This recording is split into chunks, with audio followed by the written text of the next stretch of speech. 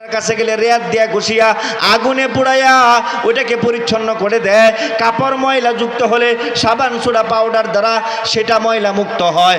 আবার যখন বান্দার কলব ময়লা যুক্ত হয় ওইটা দূর করার জন্য একমাত্র হাতিয়ার হলো মাওলা পাকের জিকির। কন্যা সুবহানাল্লাহ। এই জিকিরের ফজিলত যদি বলা হয়, আলা বিযিক্রিল্লাহি তাতমাইন্নুল কুলুব, জিকিরের দ্বারা বান্দার কলব প্রশান্তি পায়। ও আমার বাবারা, বন্ধুরা, পর্দার অন্তরালের মা ও বোনেরা, বান্দা যখন জিকির করে তার কলবটার মধ্যে শান্তি আসে।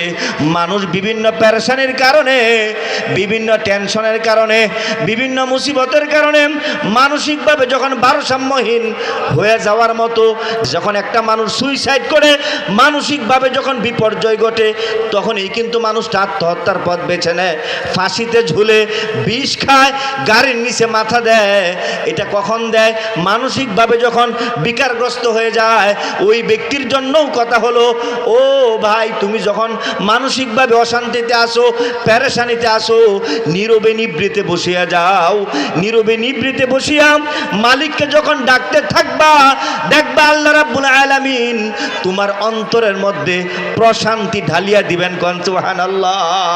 এই কথাটা আল্লাহ বলেন, আলা বিযিক্রিল্লাহি তাতমাইন্নুল কুলুব। জিকিরের দ্বারা প্রশান্তি পায়, জিকিরের দ্বারা কলবে শান্তি আসে, জিকিরের দ্বারা পেরেশানি দূর হয়, জিকিরের দ্বারা টেনশন দূর হয়, জিকিরের দ্বারা মুসিবত দূর হয়, জিকিরের দ্বারা অন্তরের মধ্যে শান্তি নামিয়ে আসে। কন্যা সুবহানাল্লাহ।